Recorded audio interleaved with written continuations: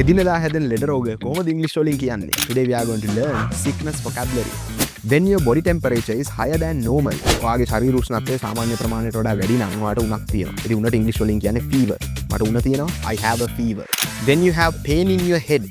ඔයාගේ ඔළුව රිදෙන වෙලාවට ඔයාට තියෙන හිස රදයක් ඉංග්‍රීසි වලින් කියනවා headache. මගේ ඔළුව රිදෙනවා. මට ඔළුව කැක්කුමක් තියෙනවා. I have a headache. සෙම්ප්‍රතිශ්‍රාව. words දෙකක් තියෙනවා. cold, flu.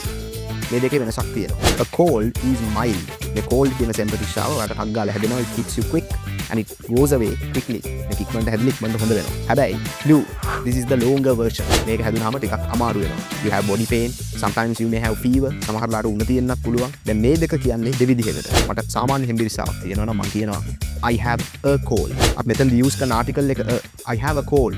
හැබැයි flu එකත් එක්ක අපි use කරන්නේ definite article එක the. I have the flu. When you have a little bit of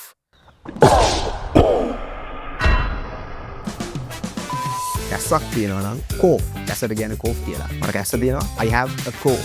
I have a cough. When you have pain when talking or swallowing. swallowing ගිලිනකොට එහෙම නැත්නම් කතා කරනකොට ඔයාගේ උගුරේ වේදනාවක් තියෙනවා නම් you have a sore throat. ඉතින් මට උගුරේ වේදනාවක් තියෙනවා. I have a sore throat. අන්තිම එක. So when you have a pain in your stomach area. ඔයාගේ බඩේ වේදනාවක් තියෙනවා නම් you have a stomach ache. ඔයාගේ බඩ රිදෙනවා කියලා කියන්නේ කොහොමද? ඔයාගේ බඩ රිදෙනවා. I have a stomach ache. I have a stomach ache. එදිනෙදා හැදෙන ලෙඩ රෝග වලට කියන ඉංග්‍රීසි ටර්ම්ස් ටිකක් තමයි අද අපි ඉගෙන ගත්තේ. තවත් මේ වගේ කන්ටෙන්ට් බලන්න අපිව ෆලෝ කරන්න. ඉංග්‍රීසි විෂයට විකල්ප නොමැත. සංකල්ප පමණි. සංකල්ප කලබෝවිල මුළු දිවෙනටම ඔන්ලයින්.